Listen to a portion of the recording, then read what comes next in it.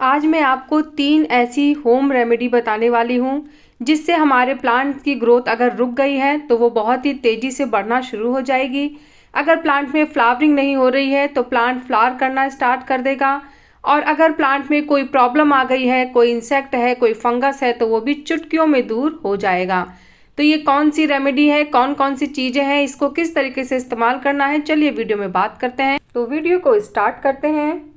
Hello everyone, कैसे हैं आप सब लोग। लव फॉर गार्डनिंग में आप लोगों का बहुत बहुत स्वागत है।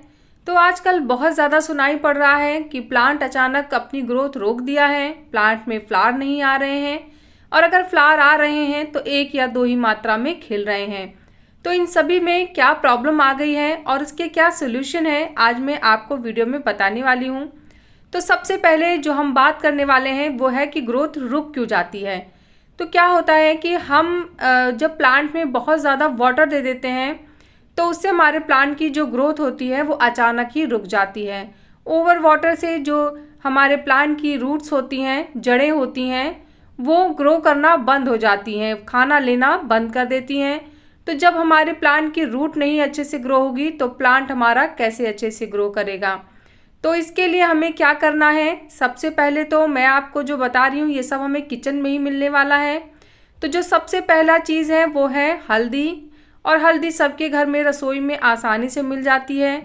तो आपको लेनी कितनी है, कब यूज़ करना है, इसके बारे में जानना बहुत ज़रूरी है, क्योंकि भले ही ऑर्गेनिक है लेकिन इसका यूज़ कितना करना चाहिए ये जानना बहुत ज़रूरी है, नहीं तो प्लांट में नुकसान भी पहुंच सकता है।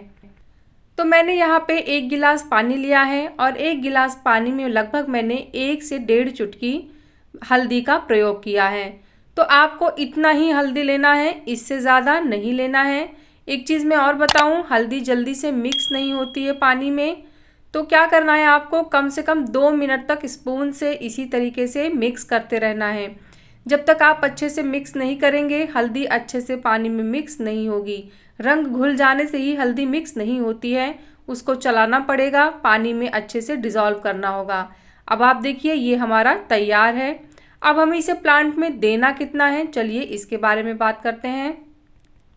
तो वैसे तो आप इसे प्लांट को 1 गिलास दे सकते हैं, लेकिन अगर आपके प्लांट का साइज़ छोटा है यानी पॉट का साइज़ छोटा है तो फिर आपको ज़्यादा देने की ज़रूरत नहीं है। बस आपको इतना देना है कि जो आपकी ऊपरी प्लांट की लेयर है वो अच्छे से पानी में भीग जाए। पूरा हमें 1 जग या आधा जग देने की ज़रूरत नहीं है।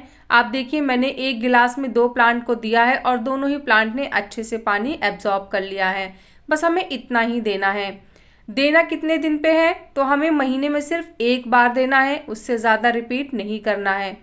अब मैं आपको बताती हूँ इसका दूसरा यूज़ क्या होता है कि जैसे कभी कभी हमारे प्लांट में फंगस लग जाता है, या फिर जैसे हम कटिंग वगैरह करते हैं तो उसमें भी हमें पेस्ट लगाना होता है ताकि वहाँ पे इंसेक्ट ना आए। और ख़ासकर जो रोज़ का प्लांट होता है उसमें तो डाईबैक की प्रॉब्लम भी आ जाती है। तो हल्दी में थोड़ा सा पानी डालना है, इतना पानी कि उसका एक गाढ़ा पेस्ट बन जाए। मतलब बहुत सूखा भी नहीं होना चाहिए और बहुत ज़्यादा गीला भी नहीं होना चाहिए। एक ऐसा पेस्ट जो हम किसी प्लांट पे चिपकाएं तो वो अच्छे से चिपक जाए। लगभग कुछ इस तरीके से देखिए। अब चलिए इसको यूज़ कैसे करना है वो भी मैं आपको बता देती हूँ। तो मेरे प्लांट की एक स्टेम है जो एकदम सूख गई है, तो मैं यहाँ पे एक प्रोटेक्शन लेयर लगा रही हूँ। हालांकि स्टेम सूखने के बाद भी मेरा प्लांट अच्छे से ग्रो कर रहा है, क्योंकि मैं इसकी केयर भी परमानेंट करती रहती हूँ।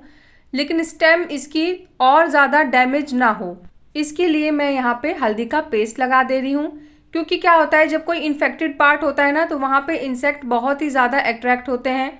तो मैंने हल्दी की लेयर लगा दी है, तो अब कोई और इंसेक्ट इस प्लांट के आसपास नहीं आ पाएगा। इसके बाद मैंने इसको क्या किया था, चारों तरफ से अच्छे से इस पर हल्दी की एक कोटिंग कर दी थी।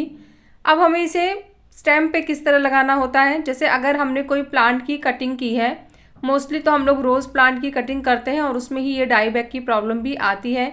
तो आपको क्या करना है, कटे हुए पोर्शन में ये हल्दी का पेस्ट लेके और लगा देना है। आप कोई भी प्लांट की अगर कटिंग ट्रिमिंग करते हैं तो आप वहाँ पे हल्दी का पेस्ट लगा सकते हैं, पर जो रोज़ का प्लांट होता है वहाँ पे बहुत कंपलसरी होता है। अगर आप नहीं लगाएंगे पेस्ट तो डाईबैक की प्रॉब्लम स्टार्ट हो जाएगी। तो हल्दी इंसेक्टिसाइड भी है और पेस्टिसाइड भी है, कीड़े मकोड़ों को भी दूर रखेगा और प्लांट में फंगस को भी नहीं पनपने देगा। अगर गलती से ओवर वाटर कर दिया है आपने तो गुड़ाई करके उसमें हल्दी पाउडर का ये पानी दे दीजिए, उससे आपके प्लांट में फंगस की प्रॉब्लम भी दूर हो जाएगी। अब जो आप देख रहे हैं ये लकड़ी की राख है यानी वुड ऐश, और ये भी बहुत ही अच्छा इंसेक्टिसाइड है, फंगिसाइड है, प्लस इसमें पोटेशियम भी बहुत ज़्यादा पाया जाता है। तो ये हमारे प्लांट में फ्लावरिंग को भी बढ़ाता है। पर इसमें एक कमी होती है। क्या कमी है चलिए वो भी मैं बता देती हूँ आपको। क्योंकि ये पीएच लेवल को थोड़ा सा बढ़ा देता है, तो इसलिए अल्कलाइन कर देता है मोस्टली ये सॉइल को, तो इसलिए इसको बहुत ज़्यादा नहीं दे सकते आप। तो कितना देना है, कब देना है, वो मैं बताऊंगी आपको, तो उसी हिसाब से आप फॉलो करिएगा। और हाँ, एक चीज़ मैं और बता दूं, जैसे कि ये सारे एक ऑर्गेनिक इंसेक्टिसाइड और पेस्टिसाइड हैं, तो आप इन्हें हर तरीके के प्लांट में यूज़ कर सकते हैं। जैसे अगर आपका इंडोर प्लांट है, आउटडोर प्लांट है, फ्रूट्स के प्लांट है, वेजिटेबल के प्लांट्स हैं, क्योंकि ये एक घरेलू नुस्खा है जो कि हर प्लांट पे आप यूज़ कर सकते हैं। तो हमें कितना यूज़ करना है, सबसे पहले तो मैं आपको बताती हूँ, सिर्फ 1 चम्मच लेना है। ये छोटा चम्मच है। अगर आपके प्लांट का साइज़ बड़ा है तो आप, या पॉट का साइज़ बड़ा है, प्लांट का नहीं, अगर आपका पॉट का साइज़ बड़ा है तो यहाँ पे आप बड़ा चम्मच भी एक ले सकते हैं। मैंने छोटा चम्मच ही डाला है। और उसको फिर आपको सॉइल में अच्छे से मिक्स कर देना है। ये आप महीने में सिर्फ 1 बार अपने प्लांट को देंगे, इससे ज़्यादा बिल्कुल भी नहीं देना है। इतना ही ये हमारे प्लांट के लिए बहुत ज़्यादा फ़ायदेमंद है। और अगर आप ज़्यादा दे रहे हैं, जैसे मैंने तो छोटा चम्मच दिया है तो महीने में 1 बार, लेकिन अगर आप बड़ा चम्मच यूज़ कर रहे हैं तो फिर आप 2 महीने में 1 बार दीजिएगा। आप चाहें तो प्लांट के ऊपर भी इसका छिड़काव कर सकते हैं। जैसे अगर मिलीबग वगैरह पड़ जाती हैं प्लांट्स पे, चींटियाँ आ रही हैं, तो जहाँ पे आती हैं बस वहाँ पे इस तरीके से चुटकी में लेके और आपको प्लांट के ऊपर डाल देना है। तो ये भी हमारे प्लांट को इंसेक्ट और पेस्ट से बचाएगी। और प्लस पोटेशियम होने के नाते ये हमारे प्लांट में फ्लावरिंग भी खूब करेगी।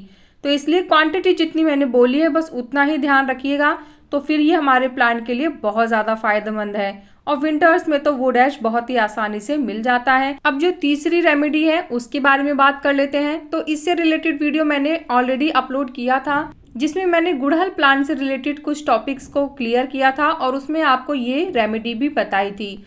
तो इस फंगिसाइड के लिए हमें क्या करना है, दालचीनी लेनी है और उसमें 5 से 6 दाने हमें काली मिर्च के लेने हैं। इससे ज़्यादा नहीं लेना है। और ये एक प्लांट के लिए नहीं है, हम इसे 2-3 प्लांट में यूज़ कर सकते हैं। तो यहाँ पे मैंने लगभग 1.5 से 2 टुकड़ा दालचीनी का लिया है और कुछ दाने काली मिर्च के हैं, उनको अच्छे से बारीक पीस लेना है। और पीसने के बाद फिर हमें इसे अपने प्लांट की सॉइल पे डाल देना है। पर हाँ, एक चीज़ मैं आपको बता रही हूँ कि जब हम इसे डालेंगे तो इसको डालने के बाद हमें अपने प्लांट में पानी नहीं देना है, ना ही हमें राख डालने के बाद अपने प्लांट में पानी देना है, और ना ही हमें ये दालचीनी और काली मिर्च वाला जो पाउडर है इसको डालने के बाद भी प्लांट में पानी नहीं देना है। बस हमें सॉइल में अच्छे से मिक्स कर देना है, क्योंकि जब तक सॉइल में अच्छे से मिक्स नहीं करेंगे ना तो फिर ये असर नहीं करेगा। और प्लांट की थोड़ी सी हल्की सी गुड़ाई कर देनी है, या फिर किसी खुरपे से कर दीजिए, और अगर लूज़ है सॉइल तो हाथ से ही कर दीजिए। पर जो ऊपरी लेयर है सॉइल की उसको आपको थोड़ा सा लूज़ करना होगा, ताकि ये अच्छे से हमारे सॉइल में मिक्स हो जाए। और फिर उसके बाद आप इसका रिजल्ट देखिएगा। इस पाउडर को आप महीने में 1 बार अपने प्लांट को दे सकते हैं। इससे आपके प्लांट में ना कोई फंगस लगेगा और इंसेक्ट भी आपके प्लांट से कोसों दूर रहेंगे।